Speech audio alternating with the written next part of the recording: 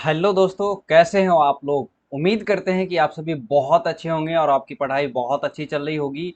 आज हम लोग पढ़ने वाले हैं हिस्ट्री। और हिस्ट्री में भी जो चैप्टर 3 है उसका जो सब्जेक्टिव क्वेश्चन आंसर है ये करने वाले हैं, यानी कि दीर्घ उत्तरीय प्रश्नोत्तर और लघु उत्तरीय प्रश्नोत्तर होगा। चैप्टर 3 का ऑब्जेक्टिव क्वेश्चन आंसर यानी कि वस्तुनिष्ठ प्रश्नोत्तर हो चुका है। जिन बच्चों ने नहीं देखा है वो जाकर के जरूर देखिएगा। उसका प्लेलिस्ट आपको इसी वीडियो के डिस्क्रिप्शन बॉक्स में मिल जाएगा, ताकि आपको कहीं और से ढूंढने की जरूरत ना पड़े। और दूसरे तरीके से भी आप प्लेलिस्ट ढूंढ सकते हैं। आप हमारे यूट्यूब चैनल अध्ययन अड्डा पे जाइए, वहाँ प्लेलिस्ट का सेक्शन है, वहाँ पे ढूंढिएगा 12th हिस्ट्री, 12th ज्योग्राफी और 12th पॉलिटी करके आपको क्वेश्चन आंसर का जो सेशन है इसका एक अलग ही प्लेलिस्ट बना दिया गया है। आपको मिल जाएगा, ढूंढने में कोई आसानी नहीं होगी। तो चलते हैं सेशन पे आगे बढ़ते हैं। हेलो दोस्तों, मेरा नाम है अंकित और मैं आप सभी का अपने यूट्यूब चैनल अध्ययन अड्डा पे हार्दिक स्वागत करता हूं। तो आज जो सेशन होने वाला है हिस्ट्री का, बहुत ही इंपॉर्टेंट सेशन होने वाला है।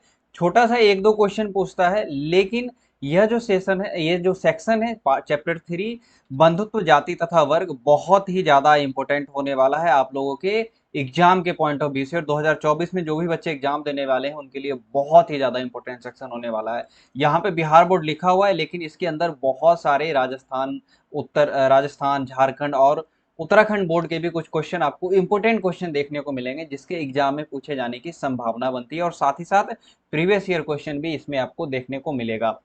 तो एक बार शेड्यूल की बात करते हैं। आपको पता है शेड्यूल हमारी मंडे को ज्योग्राफी, ट्यूसडे को पॉलिटी और हिस्ट्री जो है वेडनेसडे को होती है। तो आज हिस्ट्री का सेक्शन है, इसलिए आज हम लोग हिस्ट्री पढ़ने वाले हैं। और साथ ही साथ समय की बात करें तो 8 बजे जो है हिस्ट्री होने वाली है। एक बच्चा पूछ रहा था कि सर क्या मॉर्निंग में भी क्लास चलती है। तो मॉर्निंग में क्लास नहीं चलती है, डेली शाम को 8 बजे मंडे टू सैटरडे जो क्लास है हिस्ट्री, पॉलिटी और ज्योग्राफी की चलती है। आप लोगों की बहुत रिक्वेस्ट आ रही है साइकोलॉजी की क्लास करने की।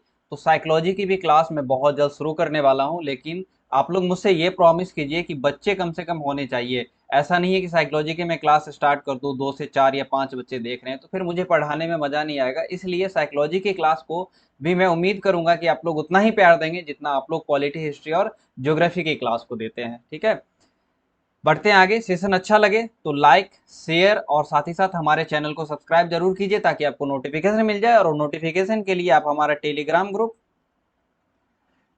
ग्रुप ज्वाइन कर सकते हैं, जिसका नाम है अध्ययन अड्डा, ADHYAN अध्ययन, ADD अध्ययन अड्डा टेलीग्राम ग्रुप है। आप इसको ज्वाइन कर सकते हैं। साथ ही साथ ऑब्जेक्टिव क्वेश्चन आंसर का जो PDF मिलता है वह अध्ययन अड्डा के टेलीग्राम ग्रुप पे पोस्ट किया जाता है। और साथ ही साथ क्यूज भी पोस्ट की जा रही है टेलीग्राम ग्रुप पे और यूट्यूब के कम्युनिटी ग्रुप में पोस्ट की जा रही है। साथ ही साथ मैंने आपसे रिक्वेस्ट किया था कि अगर जो कोई भी बच्चे चाहे किसी भी ग्रुप में जुड़े हुए हो, इंस्टाग्राम, फेसबुक या फिर टेलीग्राम के, तो आप वहाँ पे जो स्टडी रिलेटेड ग्रुप होगा वहाँ पे आप PDF शेयर कर सकते हैं, ताकि दूसरे बच्चों को भी वहाँ से जानकारी मिल सके। और साथ ही साथ आप मुझे भी उसके उस हिसाब से सपोर्ट कर सकते हैं, जिससे कि होगा क्या कि अगर कोई आर्ट का स्टूडेंट होगा तो वो इस चैनल को जरूर एक बार चेक करेगा, क्योंकि आप लोगों का कमेंट इतना अच्छा आ रहा है। तो एक बार कोई भी स्टूडेंट अगर कोई देखेगा वीडियो तो जरूर एक बार कमेंट चेक करेगा कि सर पढ़ाते कैसे, कमेंट कैसा है। और आप लोगों ने बहुत ही पॉजिटिव कमेंट दिया है, जिसके लिए मैं आप सभी का बहुत आभारी हूँ।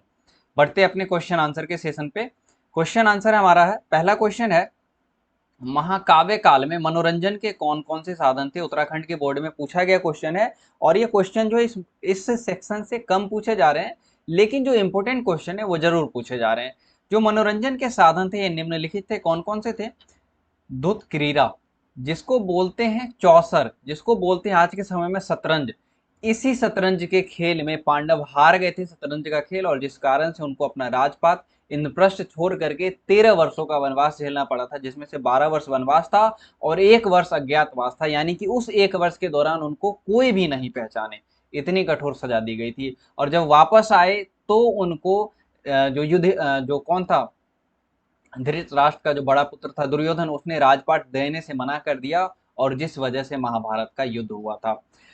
तो धुतक्रीड़ा हो गया आखेट, यानी कि शिकार करना, घुड़सवारी करना, कला था, नृत्य था, संगीत इत्यादि, ये सब महाकाव्य काल में, या यूं कह सकते हैं प्राचीन काल में, मनोरंजन के कुछ साधन थे। तो इतना ही है, इससे ज्यादा नहीं है। आप अगर लिखना चाहते हैं तो इसको पॉइंट में भी लिख सकते हैं, जैसे एक ही लाइन में लिख दिया गया यहाँ पे, तो आप लिख सकते हैं धुत क्रीड़ा के बाद आखेट, उसके बाद घुड़सवारी, उसके बाद कला, उसके बाद नृत्य, उसके बाद संगीत, संगीत दे करके इत्यादि ऐसे लिख सकते हैं। तो इसमें थोड़ा सा ज्यादा इम्पैक्टफुल आंसर होगा। तो मैं उम्मीद कर रहा हूँ कि अगर आप नोट्स बना रहे हो तो इसी प्रकार लिखे जैसे कि ये मैंने बताया, ठीक है, एक लाइन में ना लिखे, मैंने दे दिया एक लाइन में, लेकिन आप अलग से लिखिएगा। नेक्स्ट क्वेश्चन है, थोड़ा सा मैं साउंड चेक। नेक्स्ट क्वेश्चन है हमारा, बहिर्विवाह पद्धति किसे कहते हैं या अंतर्विवाह पद्धति से किस प्रकार भिन्न है।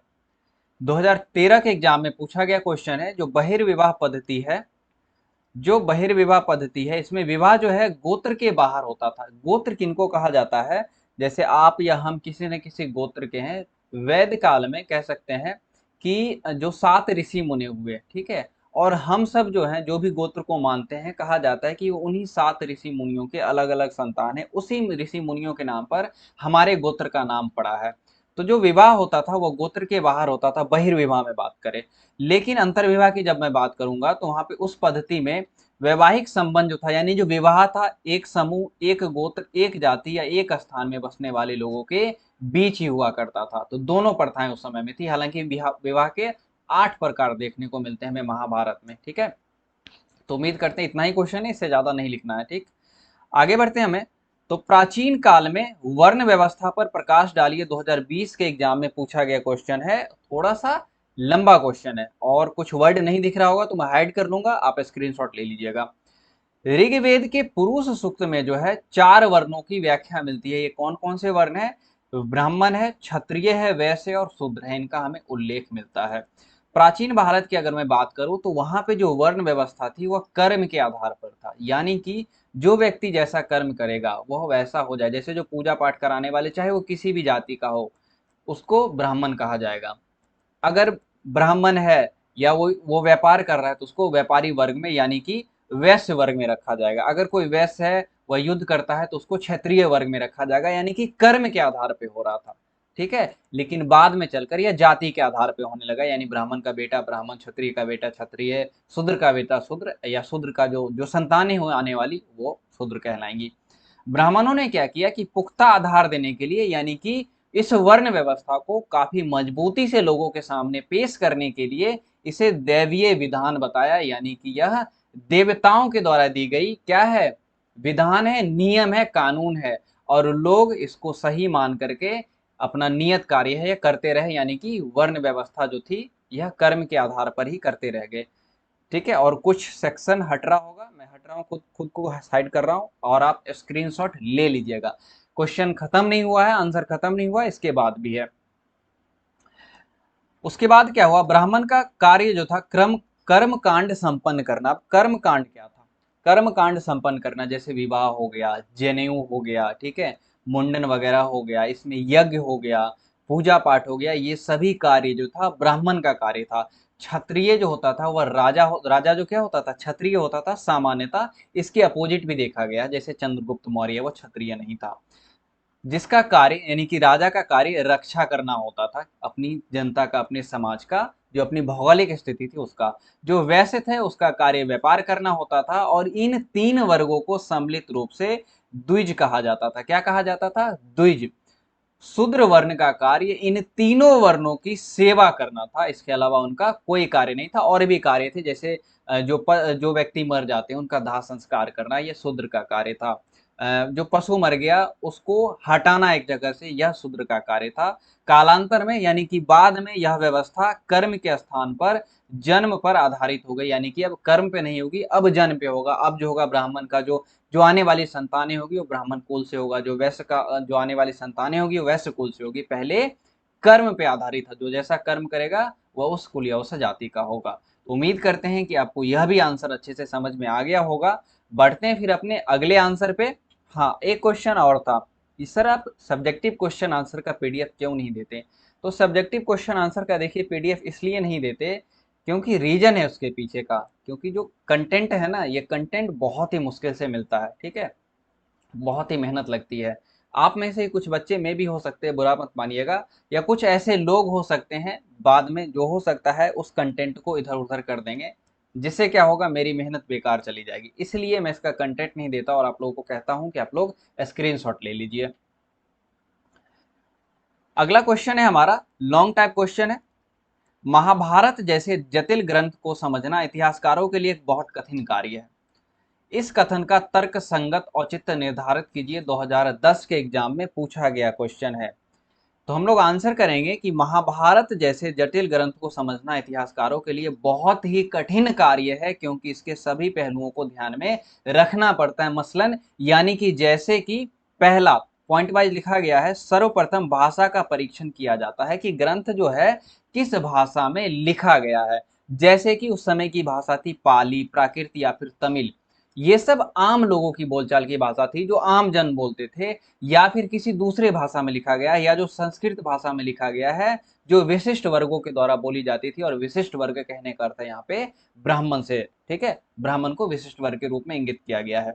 इसके बाद दूसरा जो है, ग्रंथ के प्रकार पर ध्यान दिया जाता था कि ग्रंथ का कौन सा वर्ग, ग्रंथ को कौन सा वर्ग पढ़ता या सुनता था। आपको पता होगा, जब आपने चैप्टर पढ़ा होगा, तो ग्रंथ को पढ़ने की आजादी किसको थी, ब्राह्मण को थी, क्षत्रिय को भी थी और वैश्य को भी थी, लेकिन शूद्र को नहीं थी। तो इन बातों का भी ध्यान रखना पड़ता था। और तीसरा था लेखकों के बारे में जानने का प्रयास, यानी कि किन लेखकों ने महाभारत को लिखा। इसमें इतिहासकार ग्रंथ के लेखकों के दृष्टिकोण और विचारों को जानने का प्रयास करते हैं कि क्यों, क्या सोचकर उन्होंने ग्रंथ लिखा, उनके क्या विचार थे, उनके क्या दृष्टिकोण थे समाज के प्रति। ये भी बातों का ध्यान रखा जाता है। और चौथा है, इतिहासकार श्रोताओं की अभिरुचियों का भी परीक्षण करते थे। यानी कि जैसे कि आप श्रोता हैं, मैं क्या हूं, एक तरह से वक्ता हूं, मैं क्वेश्चन आंसर कर रहा हूं, मैं बोल रहा हूं, तो मैं वक्ता हो गया, आप लोग सुन रहे हैं तो आप श्रोता हो गए। तो क्या आपकी अभिरुचि है ये क्वेश्चन आंसर करने में कि नहीं है? क्या आपको जो मैं पढ़ाता हूँ अच्छा लगता है कि नहीं? अगर अच्छा लगेगा तो आप जरूर सुनेंगे, नहीं लगेगा तो आप स्किप कर देंगे, आप देखना वीडियो पसंद नहीं करेंगे। तो कहीं ना कहीं श्रोताओं की भी जो अभिरुचि थी, जो उनका जो इंटरेस्ट था, उसका भी परीक्षण करते हैं, क्योंकि यह जानना भी आवश्यक है कि लेखकों ने, यानी कि जिन्होंने महाभारत लिखा, उन्होंने श्रोताओं की अभिरुचि का ध्यान ग्रंथ लिखते समय रखा या नहीं रखा। ठीक है। और लास्ट हो जाएगा इसके बाद ग्रंथ के रचना और काल और रचना भूमिका, ग्रंथ के रचना के काल, यानी कि ग्रंथ की रचना किस काल में की गई, और रचना भूमिका विश्लेषण किया जाता है। यानी कि उस रचना की जो भूमिका है, भूमिका अलग अलग लिखा हुआ गया है, एक ही साथ हो जाएगा, ठीक है, इसका विश्लेषण किया जाता है। इतने पक्षों का विश्लेषण करना निसंदेह ही कह सकते हैं कठिन कार्य होता है, खासकर जब महाभारत जैसे महाकाव्य की रचना करनी हो या उसको लिखना हो। उम्मीद करते हैं कि आपको बहुत ही अच्छे से समझ में आ गया होगा। अब हम लोग अपने अगले सेक्शन यानी कि अगले क्वेश्चन आंसर पे बढ़ते हैं। हमारा अगला क्वेश्चन है, महाभारत के समलोचनात्मक संस्करण का वर्णन करें। यह काव्य किसके नेतृत्व में तैयार किया गया? 2014 में पूछा गया क्वेश्चन है।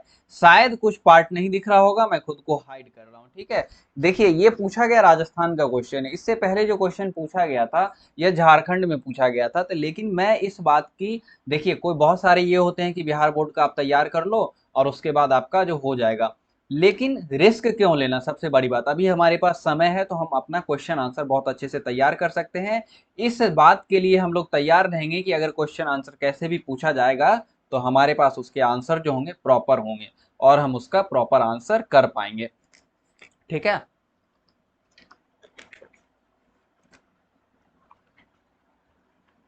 महाभारत का आंसर है हमारा, महाभारत के समलोचनात्मक संस्करण प्रकाशित करने का भागीरथी प्रयास, यानी कि जो भरसक प्रयास होता है, अथक प्रयास होता है, बहुत ज्यादा जो जिसमें एफर्ट लगाना पड़ता है, उस तरह का प्रयास भंडारकर ओरिएंटल रिसर्च इंस्टीट्यूट नाम है, इनके विद्वानों के द्वारा किया गया था। मेरा एक क्वेश्चन है, क्या आप बता सकते हैं कि भंडारकर ओरिएंटल रिसर्च इंस्टीट्यूट कहाँ पे है? अगर जानते हैं तो कमेंट जरूर कीजिएगा। इसके लिए सबसे पहले एक संपादक मंडल का गठन किया गया, यानी कि जो सारी चीजें थी उसका अध्ययन करने के लिए एक संपादक मंडल का गठन किया गया और कोई समूह बनाया जाएगा, तो कहीं ना कहीं उसका जो अध्यक्ष होता है, उसका नेतृत्व करने वाला यह जरूर होता है। तो उस संपादक मंडल का नेतृत्व किन्होंने किया था? श्री उत्गीतकर महोदय, उत्गीकर महोदय ने किया था। लेकिन इन्होंने बाद में जाकर इस्तीफा दे दिया, जो भी रीजन रहे, इन्होंने इस्तीफा दे दिया। इसके पश्चात एक बहुत ही प्रख्यात, बहुत ही विख्यात जो थे संस्कृत विद्वान थे, जिनका नाम था वी एस सुखोत्कर। सुख थोकर को मुख्य संपादक नियुक्त किया गया, यानी कि यह मुख्य संपादक बनते हैं। ठीक है, यानी कि किसके नेतृत्व में तैयार किया गया। उसके बाद हम बात करेंगे, महाभारत का समालोचनात्मक संस्करण तैयार करना बिल्कुल सरल कार्य नहीं था, क्योंकि इसमें जो इसको तैयार करने में जो विद्वान थे, इन्होंने जो पांडुलिपियां थी, पांडुलिपियां क्या होती है, पुराने समय में क्या था, कॉपी कलम का इजाद नहीं हुआ था, तो पत्तों पर लिखा जाता था, ताम्र पत्तों पे, जो पत्तों पे लिखा जाता था और हाथ से लिखा जाता था। ठीक है, तो उन हस्तलिखित जो भी चीजें थी उसको पांडुलिपि कहा जाता था। उनमें से, उन पांडुलिपियों में से उन श्लोकों का चयन किया जो सभी में पाए गए। ठीक है, जो कॉमन थे उनका चयन किया गया, और इसका प्रकाशन 13,000 प्रश्नों में फैले अनेक ग्रंथों में किया गया। कितने? 13,000 प्रश्नों में फैले अनेक ग्रंथों में किया गया, यानी कि बहुत सारे ग्रंथों का अध्ययन किया गया, तब जाकर कहीं ना कहीं महाभारत की रचना जो हमें देखने को मिलती है। एक प्रमुख बात यह उभर कर सामने आई कि समूचे भारतीय उपमहाद्वीप में प्राप्त पांडुलिपियों में समानता देखने को मिली थी। इसके बाद महाभारत में पांडुलिपियां जो थी मुख्यतः लिखी गई थी, यह शारदा लिपि में, नेपाली में, मैथिली में, बंगाली में, देवनागरी में और तेलुगु में, यानी कि उत्तर से लेकर दक्षिण तक पांडुलिपियां मिली, और मलयालम में भी लिखी गई थी। इस महाभारत को लिखने में, इस जो परियोजना थी इसको पूरा करने में लगभग 47 वर्षों का समय लग गया। एक दो दिन का कार्य नहीं था, एक दो महीने या एक दो वर्ष का कार्य नहीं था। भंडारकर ओरिएंटल इंस्टीट्यूट का यह कार्य जो था बहुत ही ज्यादा सराहनीय था, क्योंकि महाभारत आज के समय में भी उतना ही मतलब एक जीवंत टाइप का उदाहरण देता है लोगों के बीच कि ऐसा किया गया था, हमें ऐसा नहीं करना चाहिए।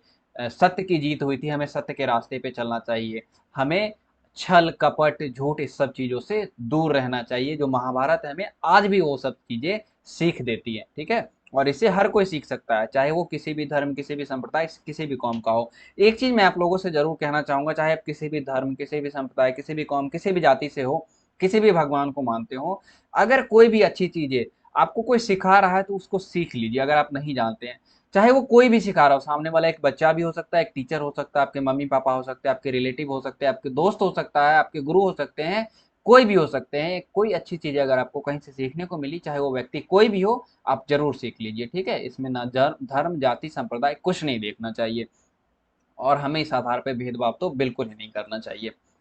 बढ़ते हैं अपने अगले क्वेश्चन पे, कुछ कुछ सीख भी लेते रहिए ताकि आप लोगों को भी पता चले। जो इतनी कट्टरता समाज में हो चली है, लोग हिंदू मुस्लिम के नाम पे लड़ रहे हैं, दंगा कर रहे हैं, हिंदू मुस्लिम के हिंदू को मुस्लिम, मुस्लिम से और मुस्लिम को हिंदुओं से लड़ाया जा रहा है अपने राजनीतिक फायदे के लिए। तो कहीं ना कहीं इसमें हमारा आपका जागरूक होना बहुत ज्यादा जरूरी है, ताकि हम इन कुरीतियों से बच सके और समाज को जागरूक कर सके कि ये जो कुरीतियां हैं, जो लड़ने का काम है, जो घृणा फैलाने का काम है, या राजनीतिक पार्टियों का है, जो अपने सिर्फ और सिर्फ अपने वोट बैंक के लिए, जो अपनी सरकार बनाने के लिए ऐसा करती है। ठीक है, इसमें हमारा आपका कोई भी फायदा नहीं है। हम सभी को एक साथ मिलजुल कर भाई बंधुत्व की भावना से रहना चाहिए। तो कहीं ना कहीं ये भी संदेश हमारे बीच जाना चाहिए, हम लोगों के माध्यम से, जो हम लोग पढ़ रहे हैं, इतने जानकार हैं, मतलब जानकार तो नहीं, जागरूक हैं, हम कह सकते हैं जागरूक हैं। ठीक है, तो उम्मीद करते हैं कि आपको ये भी बातें अच्छे से समझ में आ गई। अगला क्वेश्चन है हमारा, प्राचीन समाज में अछूतों की स्थिति का वर्णन करें। ठीक है, ये क्वेश्चन कहीं पूछा नहीं गया है, लेकिन मुझे इंपॉर्टेंट लगा इसलिए ये क्वेश्चन आपके सामने है। प्राचीन समाज में कुछ वर्गों को अछूत या अस्पृश्य समझा जाता था। ठीक है, जिसमें चांदाल, चांदाल जिसको कहते थे। ब्राह्मणों का विचार था कि अनुष्ठान आदि कर्म जो है यह पवित्र होते हैं, और उन्हें संपादित करने वाले पवित्र लोग अस्पृश्यों से भोजन स्वीकार नहीं कर सकते। यानी कि अस्पृश्य उनको कहा गया जिनको छुआछूत के दायरे में रखा गया, जिनको छुआछूत माना जाता है, यानी कि जो शूद्र व्यक्ति थे उनको। अछूतों द्वारा दूषित कार्य किए जाते थे, जैसे कि शवों की अंत्येष्टि करना, यानी कि शवों का दाह संस्कार करना। इसके अलावा मृत पशुओं को छूने वाले को चांडाल कहा जाता था। ठीक है, क्या कहा जाता था? चांडाल कहा जाता था। इसके अलावा उन्हें वर्ण व्यवस्था वाले समाज में सबसे निम्न कोटि का समझा जाता था। अभी हमने 4 वर्ण व्यवस्था को समझा है, ब्राह्मण, उसके बाद क्षत्रिय, उसके बाद वैश्य, उसके बाद शूद्र, तो सबसे निम्न कोटि के थे ये। चांडालों को देखना और उन्हें स्पर्श करना अपवित्र माना जाता था। ठीक है, और ये सब मनुस्मृति में लिखा गया, इसलिए भीमराव अंबेडकर ने मनुस्मृति को जला दिया था, और उन्होंने बौद्ध धर्म को अपना लिया था, क्योंकि बौद्ध धर्म में इंसान से घृणा करना नहीं सिखाया गया, जैसा कि मनुस्मृति सिखाता है हमें और आपको। मनुस्मृति के अनुसार दिख आ गया ना, मनुस्मृति के अनुसार चांडालों को नगर से बाहर रहना पड़ता था, यानी कि जो शूद्र थे उनको नगर से बाहर, गांव से बाहर, शहर से बाहर रहना पड़ता था। वे फेंके हुए बर्तन, ध्यान रखिए, वे फेंके हुए बर्तनों का प्रयोग करते थे, यानी कि वे नए बर्तनों का प्रयोग नहीं कर सकते थे। मरे हुए लोगों के वस्त्र पहनते थे, यानी कि जो लोग मर जाते थे उनके शरीर में जो वस्त्र होता था वह वस्त्र खोल करके वो उस वस्त्र का यूज करते थे और लोहे के आभूषण पहनते थे। कहीं कहीं पे यह भी जिक्र आता है कि लोहे का आभूषण इसलिए पहनते थे क्योंकि जब वो नगर में आए तो आवाज आए और उसके आवाज से वैसे लोग जो इन शूद्र लोगों को अछूत मानते थे वो साइड हट जाए, या फिर ऐसा भी कहा कहीं के लिखा जाता है कि दिन के समय में नगर में उनका प्रवेश, सॉरी, रात्र के समय में नगर में उनका प्रवेश जो था यह वर्जित था। बौद्ध भिक्षु जो भारत आए थे फाइयान, उनके अनुसार अस्पृश्यों को सड़क पर चलते समय करताल बजाकर आने की सूचना देनी पड़ती थी कि हम आ रहे हैं, जिससे जो अन्य जन उन्हें देखने के दोष से बच जाए, यानी कि उनका देखा जाना भी अपवित्र माना जाता था। इतनी ज्यादा क्रूरता पूर्ण जो है ये लिखा गया है क्या, और ये सब किसमें लिखा गया है, मनुस्मृति में लिखा गया है। और उस समय के जो बौद्ध भिक्षु थे फाइयान, इन्होंने भी इसका जिक्र किया है। तो बहुत ही ज्यादा क्रूरतापूर्ण बातें लिखी गई है इसी वजह से, यानी कि एक मानव को दूसरे मानव से हेट करना, घृणा करना सिखाया जा रहा है, ठीक है। और इसी वजह से भीमराव अंबेडकर जो जिन्हें क्या किया था, महान कह सकते हैं बाबा राव भीमराव अंबेडकर ने, उन्होंने क्या किया था कि मनुस्मृति को जला दिया था, बौद्ध धर्म उन्होंने धारण कर लिया था, ठीक है। इसी सब वजह से उन्होंने मनुस्मृति को जलाया था, जिसमें एक वर्ण को बहुत ज्यादा ऊपर समझा जाता है और एक वर्ण को बहुत ज्यादा नीचे। और बाबा साहब अम्बेडकर भी थे, ये शूद्र से आते थे, यानी कि ये निचले तबके से आते थे, निचले वर्ण से आते थे। बढ़ते हैं आगे। क्या महाभारत सिर्फ एक व्यक्ति की कृति हो सकती है अपने उत्तर का समर्थन करे, यह भी नहीं पूछा गया है, लेकिन यह क्वेश्चन बहुत ज्यादा इंपॉर्टेंट हो जाता है। साहित्यिक परंपरा की बात करें तो वेद व्यास को महाभारत का रचयिता माना जाता है। हम सब ऑब्जेक्टिव क्वेश्चन में इसका डिस्कशन कर चुके हैं, लेकिन महाभारत के लेखन को लेकर जो विद्वान है, जिन्होंने स्टडी किया है, अलग अलग पांडुलिपियां हैं, शिलान्यास, किस प्रकार का मतभेद है। कुछ इतिहासकारों का जो मानना है कि संभवतः मूल कथा के रचयिता जो थे, यानी कि जो मूल रूप से जो महाभारत के रचयिता थे, महाभारत में जो कहानी है उसकी जो रचना की थी, यह भाट सारथी, जिनको सूत कहा जाता था, ठीक है।